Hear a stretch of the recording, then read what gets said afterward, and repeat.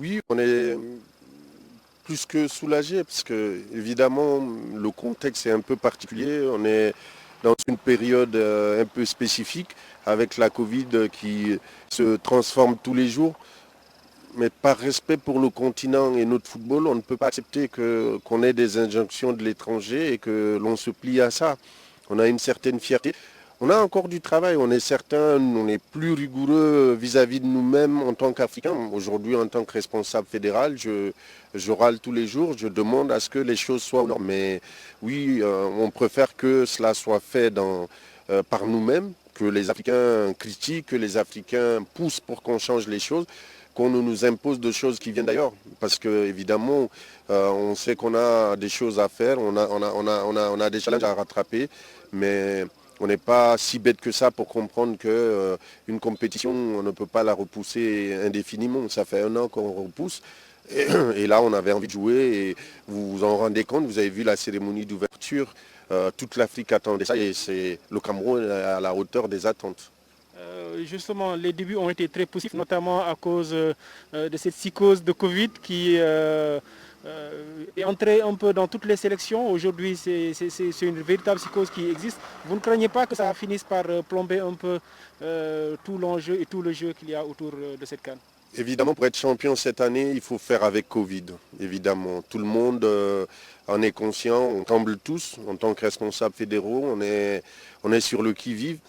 Mais c'est aussi un ingrédient de plus dans la compétition. Avant, on devait maîtriser le terrain. Et en dehors du terrain, aujourd'hui, on rajoute un autre paramètre, c'est qu'il faut être prêt à jouer avec cette pandémie. C'est pas évident, une équipe comme le Sénégal ou la Guinée ou même le Malawi dans notre poule, nous sommes beaucoup affectés, mais nous sommes des compétiteurs. On vient pour montrer quelque chose. C'est-à-dire qu'ensemble, avec toute notre équipe, ça peut faire quelque chose, mais sans l'ensemble des éléments, on doit pouvoir composer quelque chose pour tenir la route. Et puis c'est évident que avec ou sans Covid, c'est pas la même chose, mais le football doit continuer à se jouer et le sport doit tenir la route. On ne doit pas abdiquer. L'humanité doit continuer à exister avec la maladie. Il faut faire très attention, il faut appliquer les protocoles, mais après, c'est la vie, quoi. Justement, demain, ce lundi, le Sénégal et la Guinée, qui sont dans la même poule, vont faire un peu leur entrée en lice. Il y a, comme on l'a dit, ces cas de Covid dans 3 des 4 équipes de cette poule. Quel sera un peu le petit challenge pour cette entrée en lice avec ces 2 équipes, même si le Sénégal et la Guinée vont jouer de part et d'autre pour cette première journée? Bah, le Sénégal a un peu plus de pression parce qu'ils ont un effectif un peu qui est arrivé au compte-gouttes et puis qui est un peu plus touché. Mais le Sénégal est venu pour jouer le 6 février. Dans l'entendement, sur les slogans, on voit que bon, ils sont venus chercher le trophée. Ce que je trouve intéressant, mentalement, ils sont déjà préparés. Malheureusement, il faut faire avec la situation de Covid. Et ce tournoi-là, il se gagne pas avant. Il faut le jouer sur le terrain. J'espère pour le Sénégal et pour les autres équipes qui sont là, que chacun puisse atteindre ses objectifs. Pour la Guinée, c'est assez problématique. On sort des éliminatoires de Coupe du Monde assez catastrophiques. On avait un staff technique qui n'était pas à la hauteur. On a essayé de retoucher les choses avec l'arrivée du Connor. On espère ne pas être ridicule. C'est toute notre ambition. Parce que oui, la Guinée est ambitieuse pour son peuple, pour ses supporters. Mais il faut voir la réalité en face. Le Sénégal et l'Algérie voilà, tiennent les dragées hautes. Maintenant, le Zimbabwe ne se laissera pas marcher dessus. Ils ont 0 cas Covid.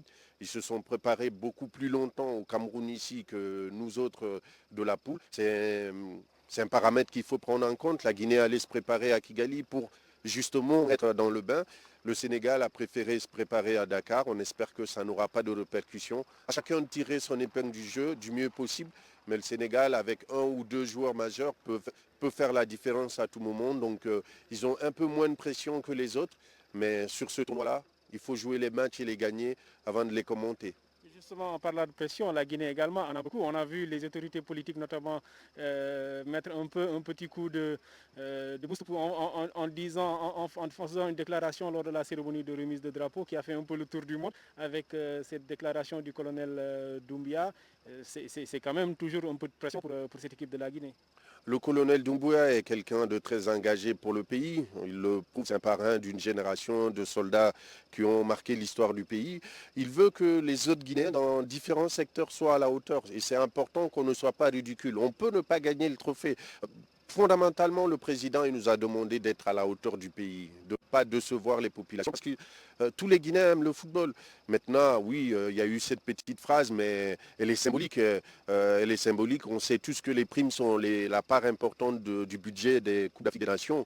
Donc, si vous ne gagnez pas, ramenez mon argent. Donc, ça veut dire que les joueurs n'auront pas droit à toutes ces primes, qui sont quand même importantes, hein, près de 3 millions d'euros de primes pour l'équipe de Guinée sur cette Coupe d'Afrique des Nations, avec un budget spécial si jamais ils arrivent en finale de Coupe d'Afrique. Donc c'est pas rien. Donc c'est important pour lui mentalement d'échanger avec les jeunes et de leur mettre la pression positivement, parce que c'est un soldat.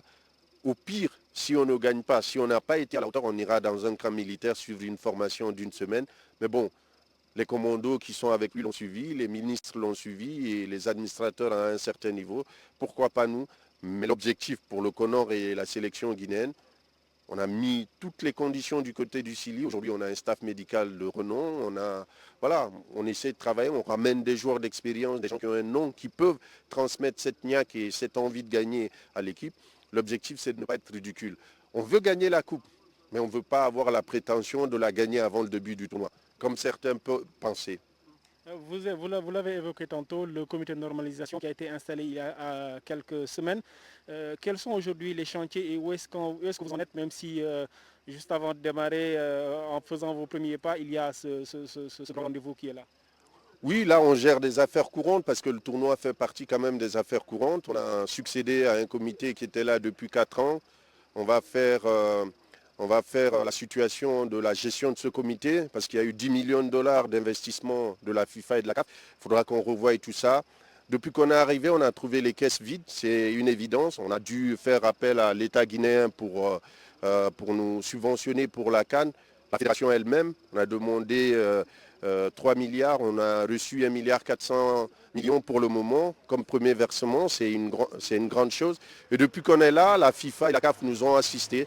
Chacun de son côté nous a apporté 250 000 dollars pour le fonctionnement, les salaires, les besoins primaires, les compétitions. Donc on travaille, on va s'organiser. Il faudra que dans nos pays, que le football s'organise et que ceux qui administrent sachent que le football ne leur appartient pas, ça appartient à tout le pays, à tous ceux qui sont actifs dans le milieu. Donc la gestion saine des ressources est indispensable. Et de notre point de vue, organiser des élections, ça sera la dernière étape sur les 7 mois qu'on a. Mais avant, il faudra qu'on remette les choses au point, que les acteurs sachent qu'il y a des règles qu'il faut respecter et que tout le monde doit s'y plier. Justement, une dernière question. On se projette un peu sur le long terme. On a vu ce qui s'est passé avec les innombrables reports de cette CAN. Dans 2 éditions, ce sera autour de la Guinée. Est-ce qu'il n'y a pas une petite crainte de vivre un peu cette même situation vécue dans le Cameroun? Le gouvernement guinéen est mobilisé. On a un projet moins gros que celui du Cameroun. On aura des stades modestes, mais on travaille sur les infrastructures, les aéroports, les routes pour mener sur les sites. Les stades seront modestes, donc ils vont se construire assez rapidement. L'important, c'est qu'il y ait des infrastructures d'accueil et tout ça. Donc le gouvernement guinéen est mobilisé et le gouvernement l'a annoncé cette semaine que le COCAN va être réorganisé, mis plus sur des techniciens pour que le travail aille le plus rapidement possible. On commencera à nous inspecter après cette Coupe d'Afrique des Nations. Donc oui, on a une certaine pression, mais on est mobilisé. Tout le gouvernement guinéen, tout le peuple de Guinée attend cette Coupe d'Afrique. Ça sera une fête pour l'Afrique de l'Ouest avec des pays comme le Sénégal, le Mali, la Sierra Leone. Aujourd'hui, l'Afrique de l'Ouest se positionne comme l'une des régions les plus importantes en matière de football. Donc c'est tout à fait normal qu'un pays comme la Guinée, qui est dans l'histoire du football africain, puisse prétendre organiser avec l'appui de ses amis comme le Sénégal et d'autres pays en Afrique pour pouvoir organiser cette belle fête. Parce que nos populations méritent ça, ils sont passionnés de football, elles sont passionnées de football et donc elles ont le droit, comme au Cameroun aujourd'hui, ce que vous vivez, les Ouest-Africains ont le droit de vivre une Coupe d'Afrique en plus en 2025. Merci beaucoup, Sega Diallo. C'est moi qui vous remercie.